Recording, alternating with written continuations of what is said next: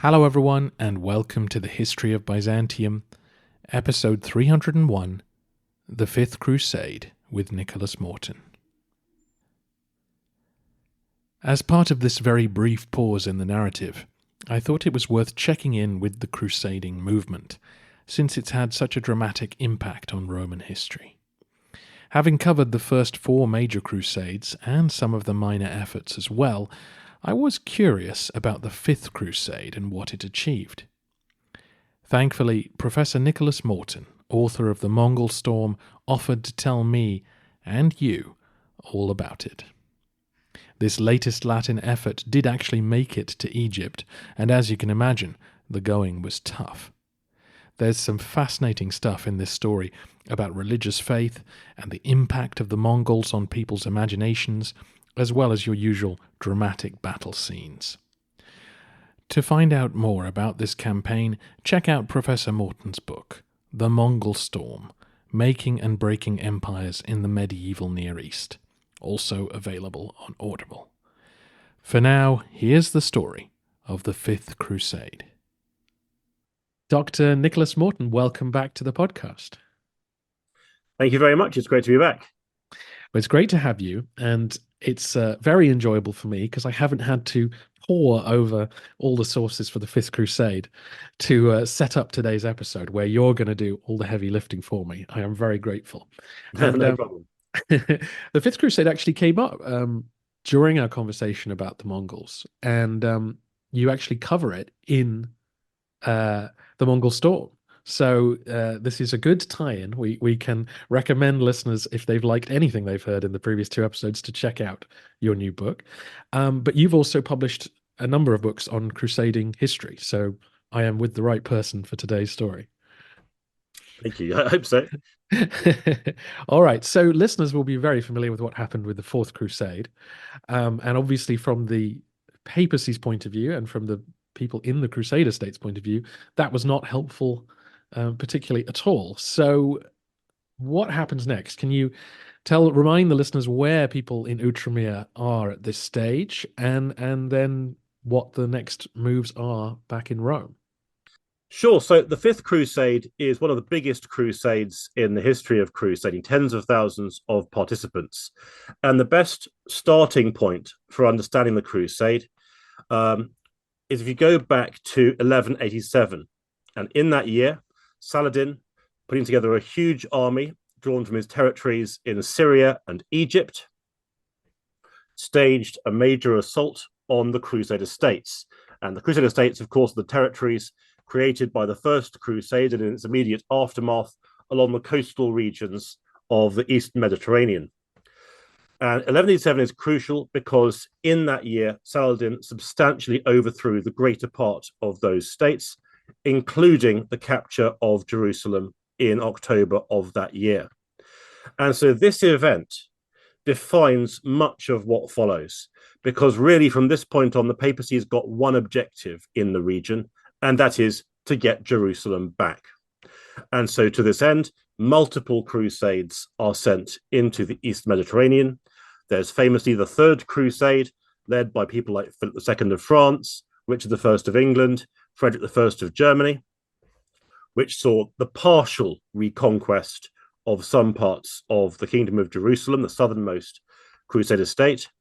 And then you've got further crusades. There's a large German crusade in 1197. And then, as you say, there's the Fourth Crusade, which was supposed to attack Egypt, but ended going wildly off course and besieging Constantinople. And then you have the Fifth Crusade. And the Fifth Crusade, it's not original in any way, shape, or form in terms of its objectives. It's there to try and conquer Jerusalem. And it's following what is, by this point, a fairly well-worn strategy. The idea is not to attack Jerusalem directly. And the reason for that is because it's known that Jerusalem economically isn't particularly valuable. And so it's quite possible a crusading army could conquer Jerusalem. That's not a problem.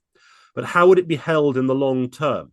There's got to be an economic basis to support a large army that can then defend Jerusalem for the long term. But that's just not possible with the Crusader states in their much reduced state at this particular moment in time. And so Crusade strategists of this era, their solution to this is to attack Egypt first. And their reasons for this basically come down to the simple fact that Egypt is enormously wealthy. It's the confluence point of multiple trade routes, the spice routes going via the Red Sea, then across Egypt before entering the Mediterranean, the trans-Saharan gold routes, which come up from places like Mali and Nigeria across the Sahara. They go to various North African cities, but that includes Egypt, and then part of the Silk Roads out of Central Asia and China. One leg of those roads will go into Egypt. So commercially, it's important. But then there's also the Nile Delta itself. Now, the Nile Delta is obviously incredibly fertile, and that fertility comes from rains that fall annually far to the south in the Ethiopian highlands, which cause the Blue Nile to flood, which then carries on and floods the Nile Delta, bringing with it all sorts of nutrients and minerals that it's picked up on the way, which is natural fertilizer. And so in the Middle East, which isn't overly gifted with good quality agricultural land, this is really important. So for all these reasons, Egypt is incredibly important. And so what Crusade strategists are thinking is if Egypt can be taken first, that will then provide an economic basis for the conquest of Jerusalem in the long term. So from the Crusaders' perspective, that's what's going on. But of course, there's another major perspective here too, and that's the perspective of the current rulers of Egypt. And the current rulers of Egypt, Egypt itself, forms part of what is known as the Ayyubid Empire. And the Ayyubid Empire is basically the empire that Saladin created. He created it in the 1160s, 1170s, so several decades before the Fifth Crusade. The reason it's called the Ayyubid Empire is because it's named after Saladin's father, Ayyub. And so it's the empire of the family of Ayyub, basically. And it consists of Egypt, and it consists of much of Syria, and also parts of the Jazeera. The Jazeera meaning the island, referring to the area of land between the Euphrates and Tigris River. So it's a very large empire, but crucially for everyone concerned, it's not particularly cohesive. And the reason for this is that in the 1190s, in 1193, when Saladin died, his empire was then inherited by his sons and also by his brother, who took various portions for themselves, acting effectively like independent rulers. Now, there is a strong sense of family identity. At the same time, there's also a great deal of rivalry. And so almost immediately after Saladin's death, they start fighting amongst themselves. So here's the dynamic for the Fifth Crusade. The Fifth Crusade arrives in large numbers. It arrives initially in the Kingdom of Jerusalem on the East Mediterranean coastline, but its major target is Egypt. So the goal for them is to invade and seize Egypt and then to advance on Jerusalem. As for the Ayyubids, they are, as always, rather divided amongst themselves between the various leaders of their major cities and territories. And so for them, their goal is obviously to resist the crusade, but in doing so, they'll need to work together. Brilliant. So going back to Rome, where I'm assuming the calls for another crusade are coming from after Constantinople is taken, is there a reaction to what happened during the Fourth Crusade? I'm assuming that the papacy says, well, we're not going to use the Venetians again after what's happened here, and possibly we're not going to be able to recruit from Champagne and other areas of France because they've just sent their volunteers to the Fourth Crusade. Are those two ideas sort of fairly accurate? Sure. Well, of course, yeah, the conquest of Constantinople hangs over all these events as it's such a crucial turning point in the history of the region. The papacy is originally horrified, of course, by the conquest of Constantinople, and then kind of gets on board with it when it realizes this has happened. In terms of the Fifth Crusade, there's all sorts of pressures on the Fifth Crusade. There is, from the papacy's perspective, a need to send additional troops to support the various crusading forces and dynasties that are seeking to carve up the former Byzantine Empire and turn it into a series of essentially crusader states in Byzantium, including places like the Kingdom of Thessalonica, Latin Empire of Constantinople, Duchy of Athens, places like that. But it's also fighting an anti-heresy crusade in southern France. And it's also, of course, wants to support the Fifth Crusade to Egypt. And so the papacy is juggling multiple agendas. Unlike the Fourth Crusade, there's no real attempt to try and find a major transport provider, to use a rather modern way of putting it. So they're not expecting any of the big Mediterranean cities to provide the bulk of the transport. For the most part, the various different contingents arrive independently. There's no problem from the papacy's perspective with Venice taking part, but Venice isn't quite so prominent in terms of providing so much transportation, not least because Venice at this point is also deeply involved in the Aegean, where it's been conquering various Byzantine islands or trying to secure its control over various Byzantine islands in the wake of the Fourth Crusade. Yeah, absolutely. And so is there an attempt to coordinate strongly? Because obviously this was an issue with the Fourth Crusade, that lots of people just set off and went to Acre to serve. They didn't gather in Venice to head to Egypt. So how does that work itself out? Yeah, so it's a little bit like you were saying. For the most part, it's more like the other members of the Fourth Crusade, in the sense that most people make their own way to the East Mediterranean. They find their own transport. It's not coordinated in quite the same way. So yeah, those kinds of issues don't really arise. And so who are the big players from Western Europe? Well, this is one of the most interesting and most complicated factors of the Fifth Crusade, in that there is no clear overall leader. You've got some very senior nobles, people like the Duke of Austria, for example. There's also a papal legate who is the Pope's representative on the crusade, called Pelagius, and he has prior history in the Latin Empire of Constantinople, so he's very familiar with both those regions. And then you have the current king of Jerusalem, called John of Brienne, as well as many other leaders, as people like the master of the temple, master of the hospital, master of the Teutonic Knights and the military orders, the representatives of the Italian cities who participate, as well as a whole host of other aristocrats from across Western Christendom. But crucially, there's no major ruler. It is anticipated that Emperor Frederick II of Germany will arrive and lead the crusade. And he takes the cross at 1215. So they have every reason to believe that he will turn up. And of course, if the Emperor of Germany turns up, he will simply claim leadership. But we'll come back to that in a little bit. So when do the first Crusaders set off, and where do they land? Okay, so the Crusaders set off. They don't set off in sort of one fleet. They set off piecemeal, squadrons arriving part by part, and they begin to gather in the summer to late 1217. And they don't go straight to Egypt because they want to assemble sufficient numbers to make that initial landing. And so they go instead to the Kingdom of Jerusalem, which is, I was going to say, the largest of the Crusader states. It is, but it's still very small compared to what it had been previously in the 12th century. Its major city, of course, is not Jerusalem, which is under Ayyubid control at this time. It's Acre, which is one of the biggest port cities along the Eastern Mediterranean coastline. And so they begin to gather there. The King of Hungary arrives for a time.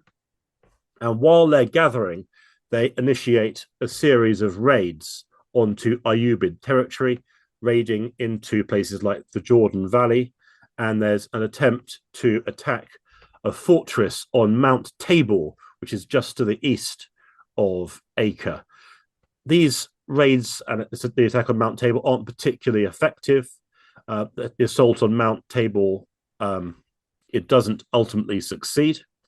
But nonetheless, these are really sort of preliminary moves as the army assembles. But one of the biggest problems they've got is that as tens of thousands of pilgrims and crusaders arrive, the Crusader states don't have a huge amount of farmland because they're not that big.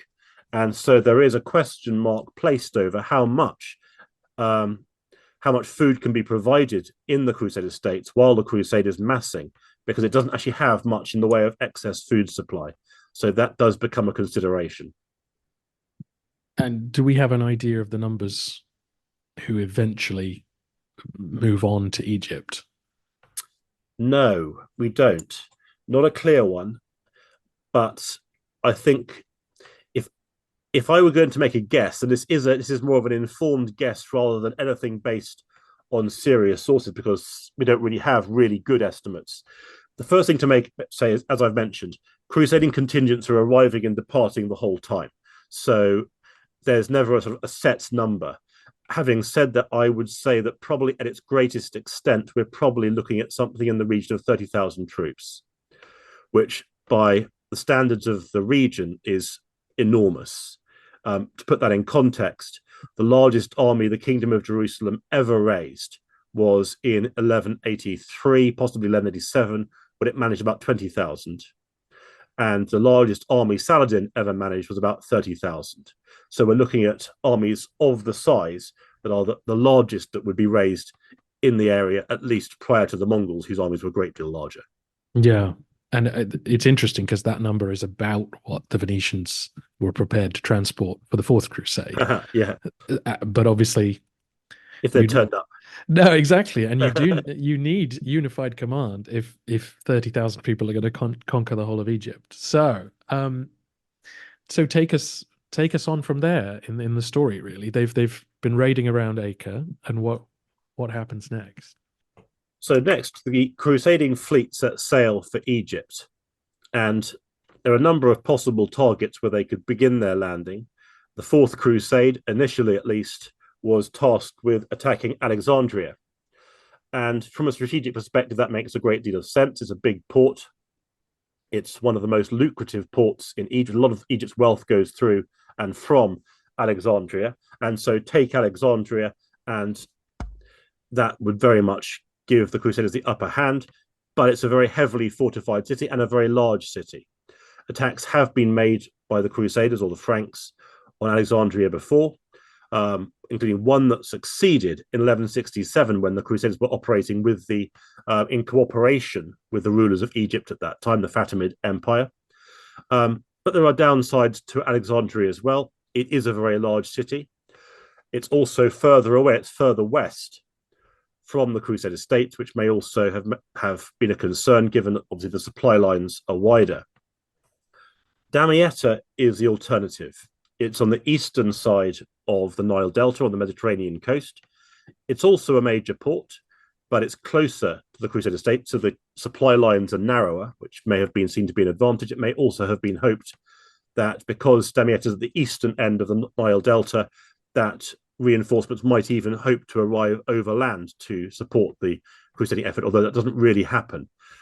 But yeah, Damietta, it's a smaller town, it's a less ambitious target, but it is still a major port, and it would give the Crusaders a starting point for their broader intention to conquer Egypt as a whole.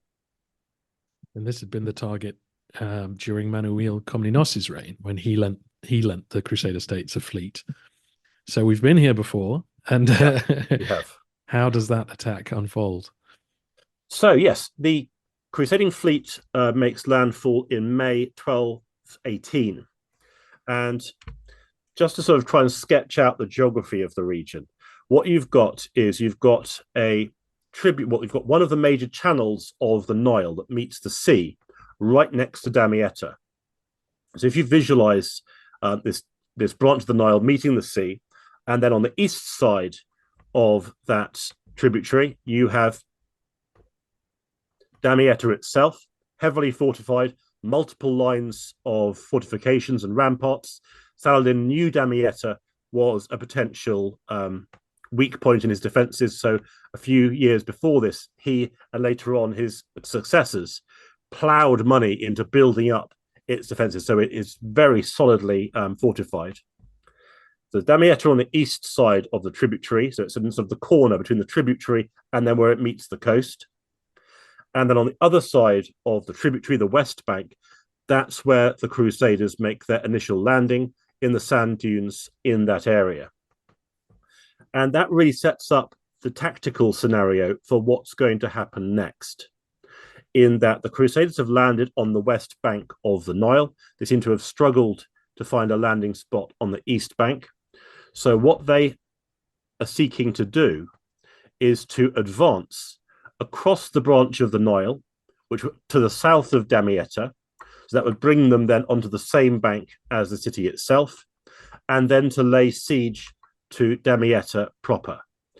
But in order to get across the river, there is a major obstacle, and that is that Saladin, I can't remember if it was Saladin or Saladin's brother, built a very large tower in the middle of the Nile, heavily fortified, capable of supporting a large garrison, which then had a large chain which ran from the tower to Damietta's walls, therefore blocking ships from going further up the Nile. So if the Franks want to cross the Nile and then lay siege to Damietta, they're going to have to take that tower first.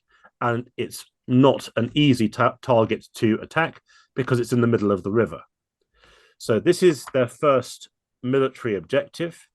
And of course, the Ayyubids are not simply going to let them do this, because the current Sultan of Egypt, called Al-Kamil, he arrives with his main field army soon after the Crusaders, and he makes camp just to the south of Damietta on the east bank of the Nile, facing the Franks.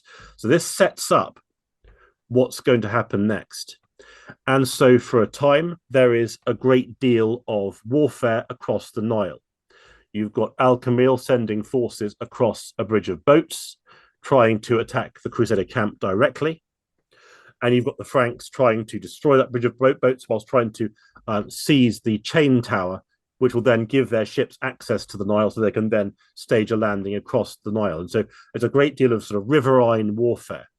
And from the Crusaders' perspective, things get more complicated when there's a big storm at sea which swamps their camp. And initially, things go quite well for Al-Kamil. His resistance to the Crusaders proves to be very successful. His garrison in the chain tower is very strong, and it holds out for weeks. And the Franks are quite innovative in how they attack it. What they basically do is they get large ships and they strap them together and build siege towers on their decks, and then ram them up against the tower and try and gain access to the tower that way. And eventually they do succeed in conquering the tower. Nonetheless, it takes them a long time and several attempts to do this. And this is all to the good from Al-Kamil's perspective, because presumably Al-Kamil knows all we've got to do is not to defeat the crusade. We just have to wait for them to run out of food or to run out of money or to go home. Crusades are always time sensitive. And so Al-Kamil would know perfectly well. He's just got to hold on, and then eventually they'll go away. And so what is the supply situation for the Crusaders? Are they able to forage inland at all, or are they entirely dependent on new boats arriving with food? Sure, it's a mixture. Some ships arrive by sea. Some of them are then intercepted by Ayyubid warships. Some raiding parties set out across the Nile Delta seeking to gather food and fodder for their troops and horses. But of course, with a very large army, there's a limit to how much you can get from the surrounding territory, and very quickly, the local area is devastated by raiders as they try to gather food. And so that does become a pressure on the crusading camp. And Al-Kamil knows this, and he's very effective at holding them off. Nevertheless, things begin to turn for Al-Kamil soon afterwards, because the Crusaders do ultimately take the chain tower, and then they're poised to make that landing across the Nile and then to be able to lay siege to Damietta proper. And Al-Kamil knows this, but this is where things become difficult, because Al-Kamil learns that there is a possible coup developing against him. So he withdraws sharply from his encampment and his army goes with him. And so suddenly, where he was preparing lines of defense on the banks of the Nile against an assault across the river by the Crusade, in fact, he has to pull his troops back from those defenses, and this creates a moment of weakness. And what seems to have happened is that a mercenary formerly in Al-Kamil's employ started waving to the Crusaders on the other bank to inform them that, in fact, all the various earthworks created to defend the river were now, in fact, abandoned. And of course, the Crusaders were, perhaps understandably, a little skeptical about this to begin. Is this a trap? Is this a ruse? But it turned out to be true. And so as a result, they crossed the Nile virtually unopposed. And then in February 1219, they lay siege to Damietta itself. It's funny, isn't it? When you hear about a moment like that, you kind of think you would be on that crusade thinking, this is God, smoothing the way for us, because that's exactly, you couldn't dream of a better thing happening if you've been standing on top of a boat trying to get onto a tower for weeks and thinking this is never going to work, and suddenly the enemy's gone. Yeah, absolutely. And all of this is interpreted from a spiritual perspective. So when I was talking about the attacks on the chain tower, for example, I mean, the sight of it must have been astonishing. These massive ships with a siege tower on their decks being rammed through the quite rough water where the Nile reaches the sea against this massive fortified tower in the middle of the stream. On the banks, you've got watching crusaders, but also priests and monks praying to God that he will give them victory in battle. And so the sound and the sight of that must have been truly astonishing. And it's hard to put into words, really. But yes, absolutely. All of this is interpreted spiritually. So this is all about, if the crusading army encounters obstacles, those are viewed as obstacles set up by God to test their faith, just as then if they have a major advance, that too would probably have been interpreted as being, as you say, God smoothing the way for them. But the Crusaders now have access to Damietta, and they begin to lay siege to the city. And Al-Kamil, after he sorts out his the attempted coup, he comes back very quickly. And so you've then got what is basically a three-sided conflict. You've got Damietta in the north, with its garrison trying to fend off the Crusaders, who very quickly set up catapults in order to fling stones at the battlements. Then further south, below the crusading encampment, you've got Al-Kamil trying to break the crusading siege. And that creates just an ongoing sequence of battles and skirmishes as repeatedly Al-Kamil tries to break through the Crusaders' lines. The Crusaders themselves fortify their encampment against him whilst maintaining a pressure on Damietta. And as for the people of Damietta, having been cut off for months from all their supply lines, their food stocks dwindled down to virtually nothing, and famine and disease spread through the city with extremely high casualties among the populace. And by the time you get to the summer of 1219, things are beginning to sort of reach a crescendo. On the 29th of August, 1219, Al-Kamil's army and the Crusaders fight a major pitched battle, which the Crusaders win. And that frees them up to some degree to really press home their attack on Damietta, until on the 5th of November, 1219, the Crusaders finally conquer the city. And it's not quite clear how this came about. Some people say that it was as a result of the garrison surrendering. There's one story that says that on a dark and rainy night, a group of Frankish infantry saw that a watchtower on the walls was unguarded. So they stealthily put a ladder against the wall, climbed up, it was unguarded, and from there they were able to open the gates. It's not quite clear. Either way, the Crusaders did conquer Damietta, and once they gained access to the city, they discovered just how much the population had suffered during the crusading siege, with, as I mentioned, very substantial loss of life. But it's taken a long time, but the Crusaders, viewed from a military perspective, have now achieved their main target. having said that, although Al-Kamil suffered a number of defeats, he's actually done a very effective job of slowing them down, which of course is really what he's looking for. And that then opens the next phase of the crusade. So yeah. Yeah. So obviously this is quite a specific question, but did the people on the crusade have a sense of when their duty would be done? Because obviously, ideally, you conquer the whole of Egypt and you march on Jerusalem, but realistically, that could take years. So, are there people who go, "Great, well, I've I've done my bit. I'm going to sail home now because, we've got the port. Now it's somebody else's turn to step up and serve for another year." Yeah. No, there's a strong sense of that.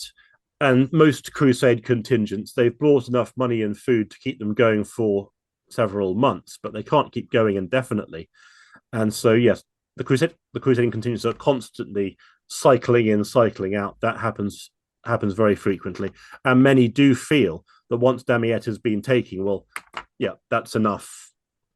They may feel that they've made their contribution and then withdraw. So the army does seem to dwindle a bit after the conquest of Damietta. But now we come to one of the most interesting phases of the siege, because although there are time pressures on them the whole time, the Crusaders then stop and they don't do anything for a long time, over a year. They're in Damietta, they've got Damietta, but that's it. They do some raiding in the sort of surrounding area, but there's no serious attempt to march up the Nile and to lay siege to Cairo. And historians have wondered why this is, because of course they don't have time on their side.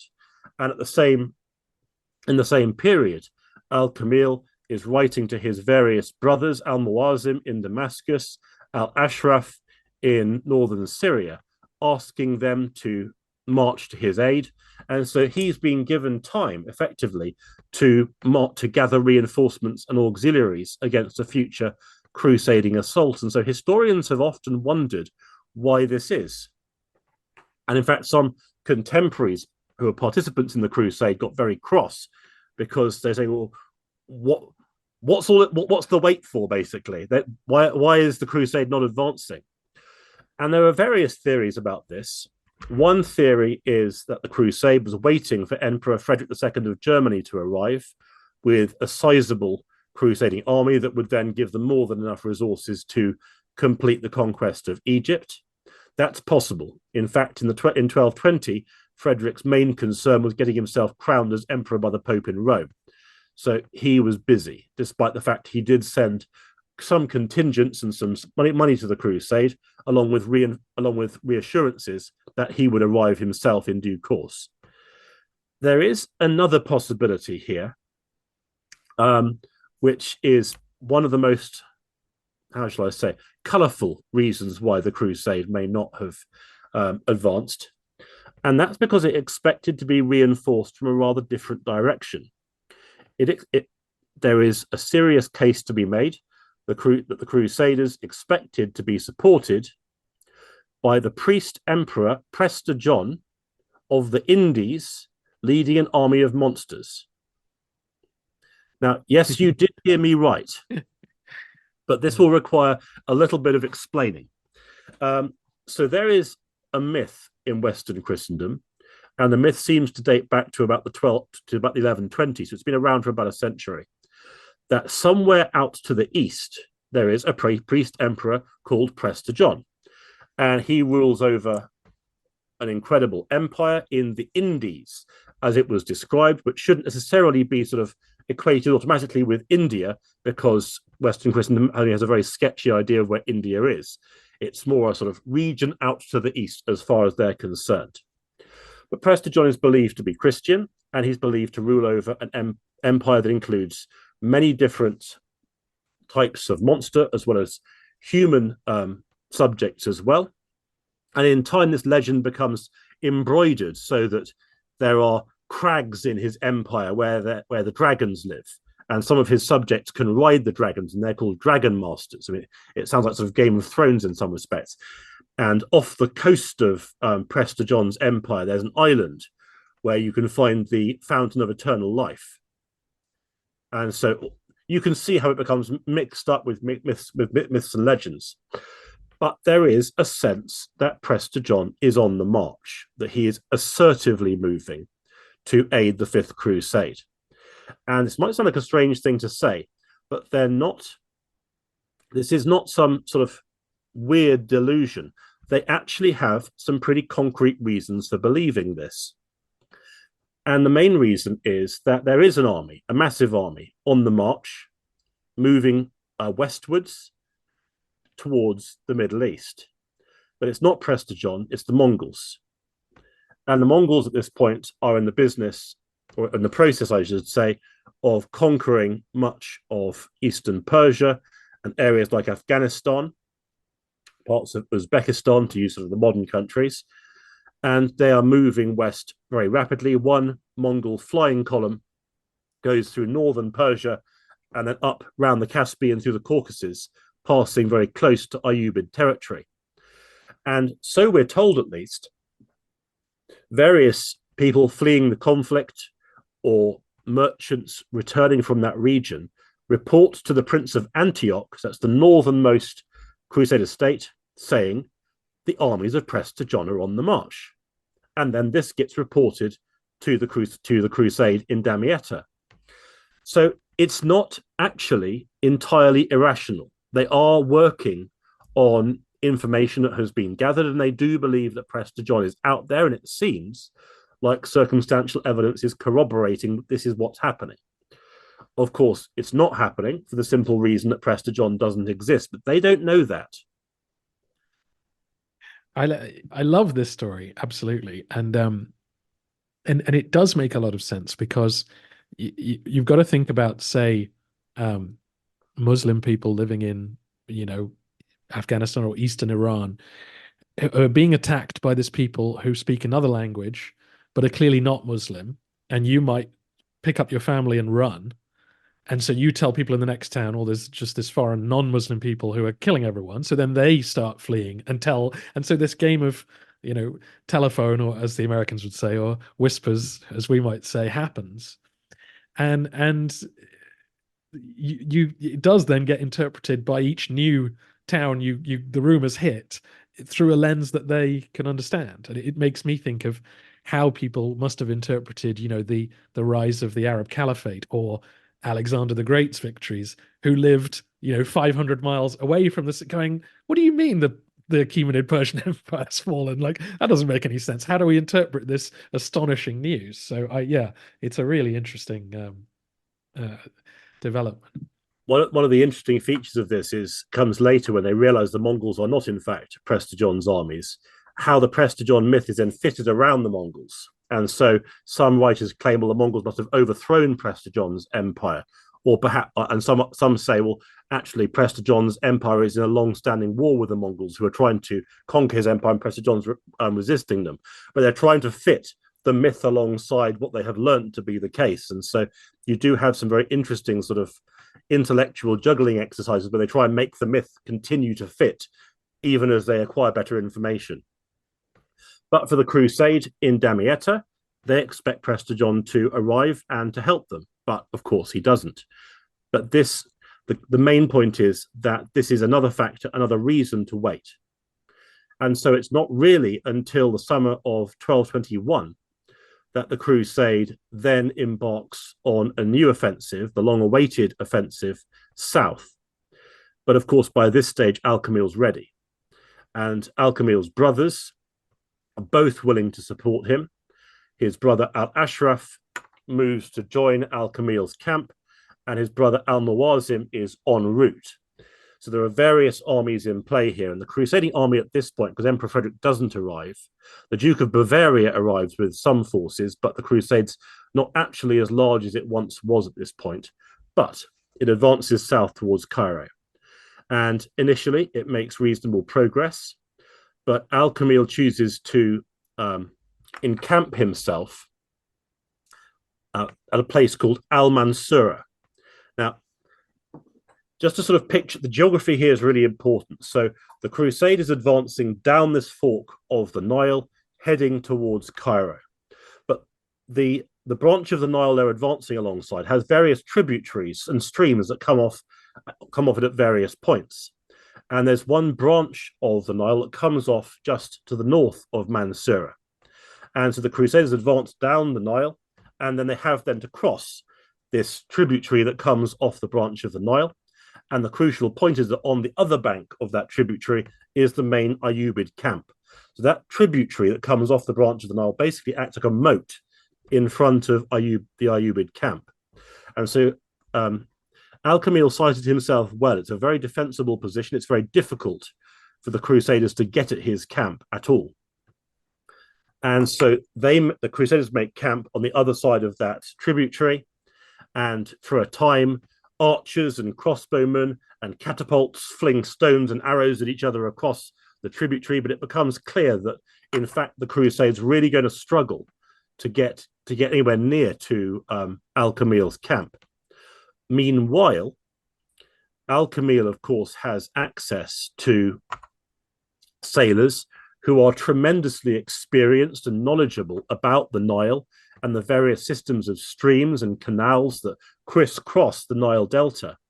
And he's able to use that knowledge to launch riverboats on the Nile behind the Crusader camp. So on the stretch of the Nile that separates the Crusader camp facing Al-Mansura and then all the way up to Damietta. Now, the Crusaders need that stretch of the Nile because they're bringing in their food by boat. So their boats load up with stores at Damietta and then sail down the Nile or sail up the Nile to then provide those goods to the Crusading encampment. But crucially, Al-Kamil is able to cut that supply line.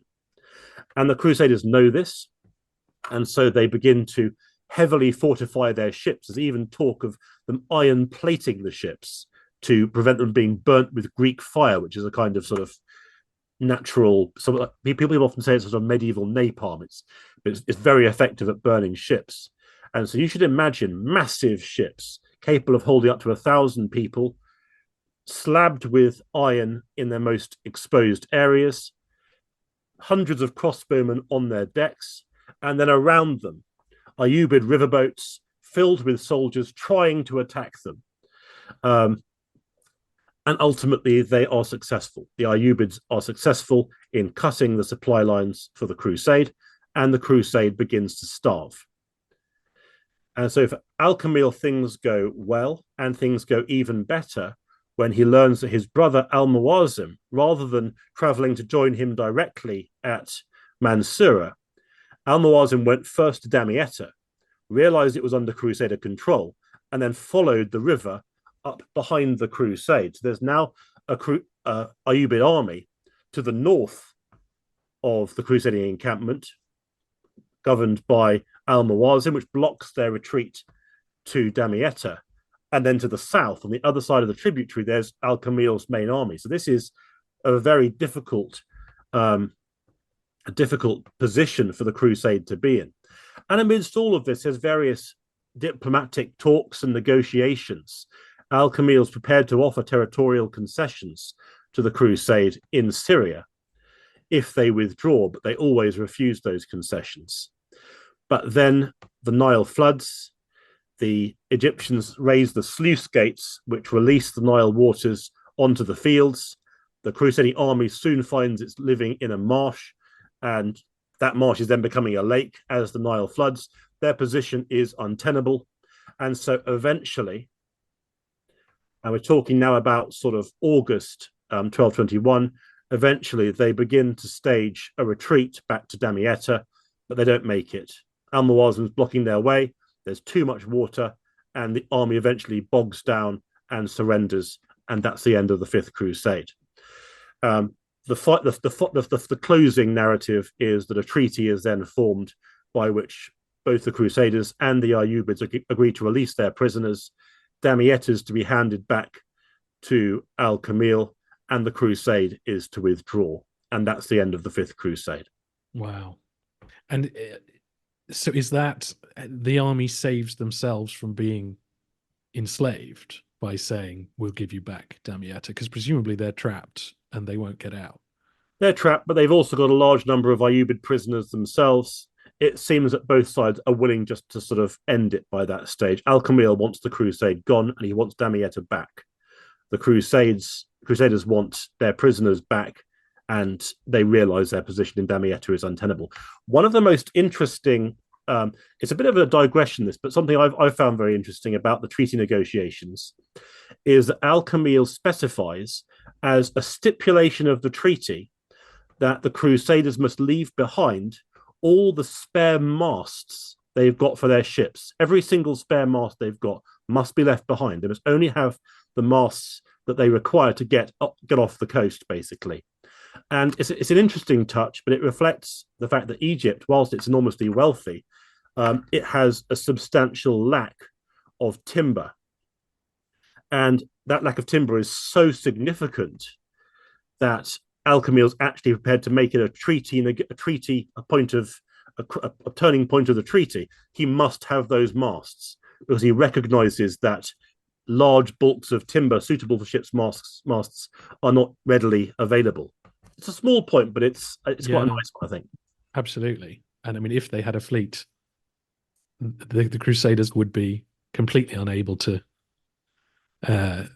pursue the strategy of taking Egypt, presumably, if the Egyptians had a good fleet.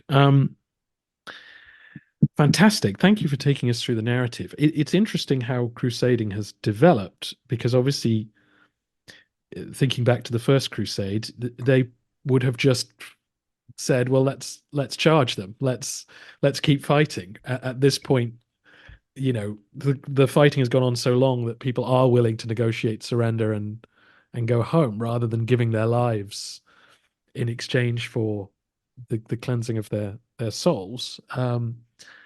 And so what is the consequence of this on kind of crusading thinking? Do people say this is a complete disaster, we shouldn't go back to Egypt, or no, we'll go back to Egypt as soon as we can, but we'll do things differently next time? Okay, so yes, it is viewed as a disaster in Western Christendom at the time. Of course, it has to be said, from Al-Kamil's perspective, this is an enormous success. And it very much sets him up in the tradition of Saladin as a great military hero over the Crusaders. So this is a real high point for the Ayyubid dynasty as a whole, a victory over one of the largest crusading forces in history.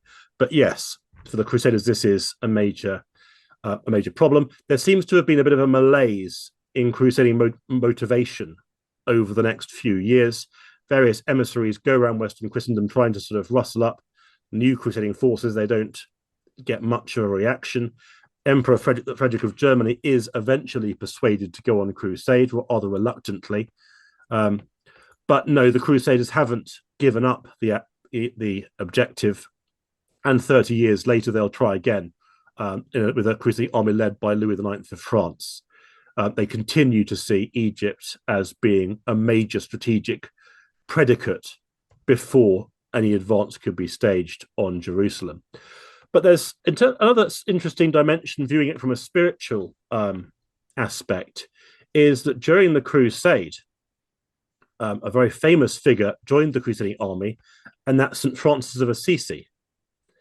And he joined the crusading army, and he then marched out, he then left the ranks of the crusading army and went to Al-Kamil's court. And it seems likely that what he was hoping to do was to preach to Al-Kamil's court and therefore to convert the Ayyubid Sultan. And he wasn't successful in that ambition, but it is interesting to hear that he spent several days at Al-Kamil's court. He had various conversations and negotiations and discussions with Al-Kamil's leading intellectuals and religious leaders. And then he went back again. And so it's, when we talk about the Fifth Crusade, it's easy to see it as sort of head-to-head conflict. And of course, to an extent, for this period, at least it was. But there are some very interesting nuances that are taking place at the same time as well. Yeah, that's brilliant. And he clearly was an incredibly impressive figure, because he's then one of the few bits of surviving Crusader artwork in Constantinople is a fresco cycle of St. Francis, which, given he was only recently dead, gives you a sense of the impression he made on people, that they thought, no, this guy is touched by God, and that there's no doubt about it. And when he's willing to do things like that, you can see why. Yeah, and the king of Jerusalem at this time is John of Brienne, who will later on be deposed as king of Jerusalem by Emperor Frederick II of Germany, at which point the Pope will then find a new job for him to do, which is to become Emperor of Constantinople in the Latin Empire of Constantinople. And you're absolutely right. All the way through that stage of his career, he shows a sustained interest and support for the Franciscan order. And in fact, John of Brienne's tomb is in Assisi. So that again makes that link. So yes, indeed.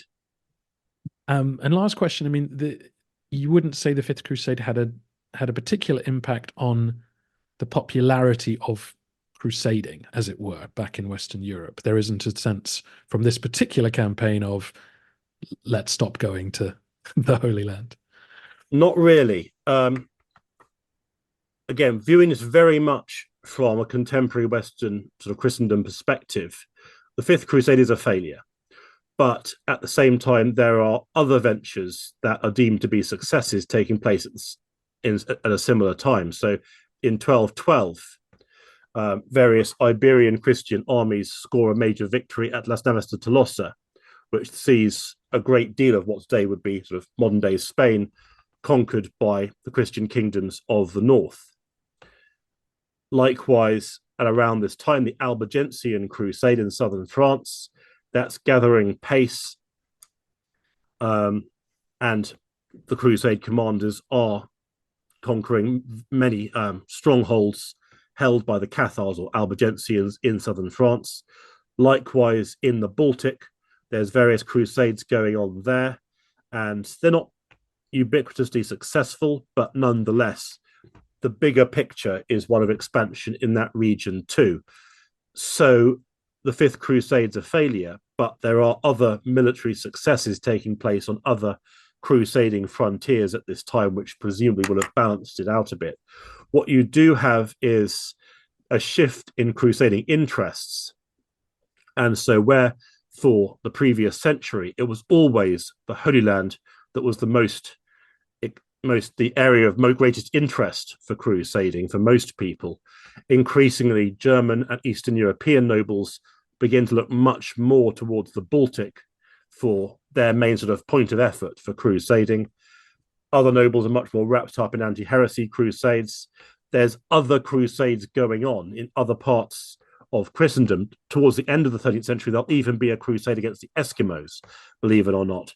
So crusades take place all over Christendom, all over its borders, not just in the Mediterranean, not just in the Middle East.